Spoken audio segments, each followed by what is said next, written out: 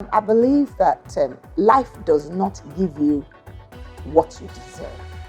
It gives you what you demand. My name is Wonu Adetayo, as you know. If I were to describe myself, I am called to teach, to train, and to inspire.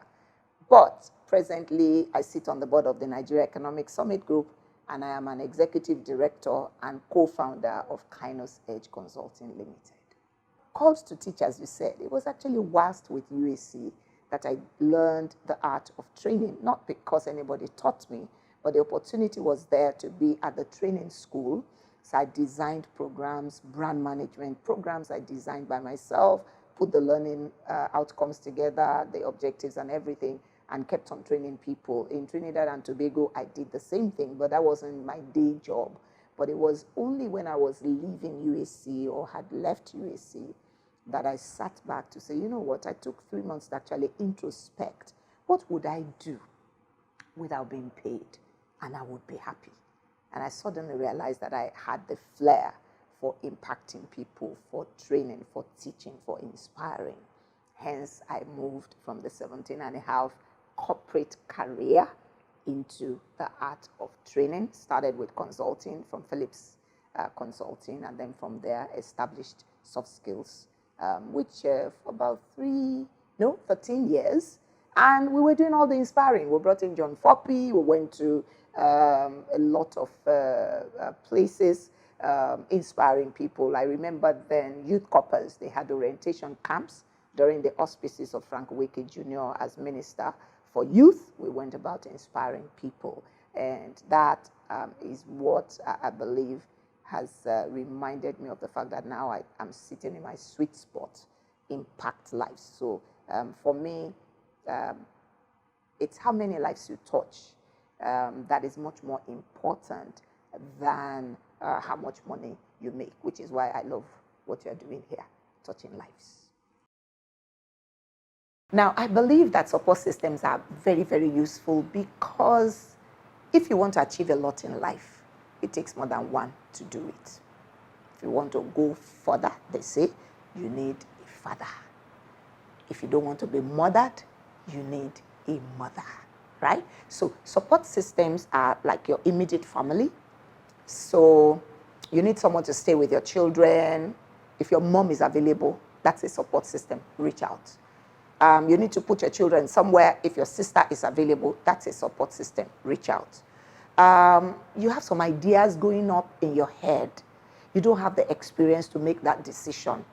You know a mentor, someone who has a similar experience, who has gone through that. You go sit with them. That's a support system. You want to advance your understanding, your knowledge. They can't release you from work to go back to school. You go online, you look for a program. It's a support system. A lot of people miss out on life thinking that the world just goes around inside of their little sphere of influence. I think history proves that every single one of us knows up to 500 people. I demonstrated it to people in class. And they said, how? I said, well, I've met you, Austin.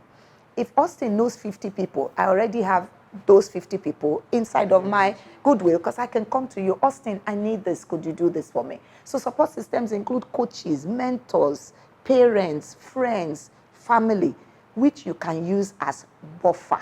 And I also mentioned, okay, your husband wants to eat ugu. You don't know how to cook it. Just Google on the Instagram. There's somebody that can do it. You want to go shopping, you can't go shopping. Google. They shop for people. They deliver it to your office. It's right there. You take it home. In fact, in Canada now, they have Uber Eats. You can order from a restaurant. It's delivered to your home. You're all eating and you're happy. And you've saved yourself that 2-3 hours of crucial time that you can use for something else. So for me, use support systems. I believe that life does not give you what you deserve. It gives you what you demand. And so when you have a setback in life, if you keep asking, why did this happen to me? Why should this happen to me? I don't deserve to be in this spot. You tend to sink further and further into self-pity, and if you're not careful, you're going to slip into a depression. What I have found is when you start asking the question, What next? Fine, I have crashed.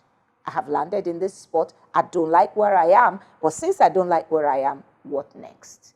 When you ask the question, what next? It opens the window for you to start considering options, for you to start experimenting. And as you experiment, you suddenly discover there is a life after a fall. You can get back up. Every setback is another opportunity of a comeback. And then as the options open up, because you ask the question, what next? You might then discover that every setback, inside of each one, is a lesson or a blessing.